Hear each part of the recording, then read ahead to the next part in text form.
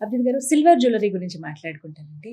Gold కి silver కి టక్కున డిఫరెన్స్ అంటే గోల్డే కదా అన్నిటికంటే చాలా ప్రీషియస్, సిల్వర్ తర్వాత కదా అని ఆలోచన వచ్చేస్తుంది. అవును.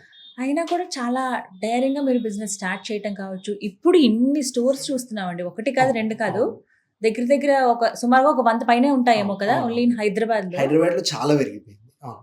కానీ సిల్వర్ కి అంత డిమాండ్ ఉంటుందా అని అంటే ఫస్ట్ ఎందుకు థింగ్ కొనాలి సిల్వర్ జ్యువెలరీ?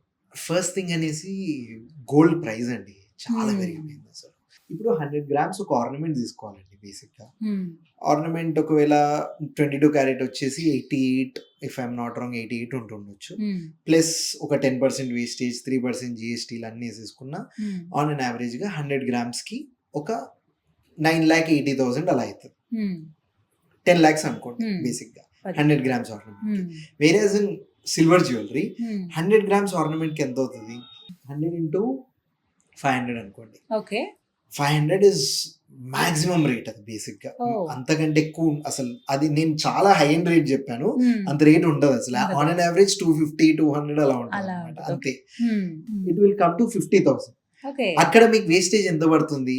8,80,000 ఇస్ ఒకవేళ మెటల్ వాల్యూ అంటే ₹1,00,000 మీకు వేస్టేజే పడుతుంది. ఇక్కడ అదే ఎంత పడుతుంది? ఇక్కడ 50,000 లో మనకు ఆ వేస్టేజ్ కంటే ఇంకా సగం అమౌంట్ లో ఆర్నమెంట్ మొత్తం వచ్చేస్తుంది. కంప్లీట్ ఆర్నమెంట్ వస్తుంది. ఎట్టి పరిస్థితులలో కరగబెడితే ఎంతో కొంత మనీ అయితే వస్తుంది.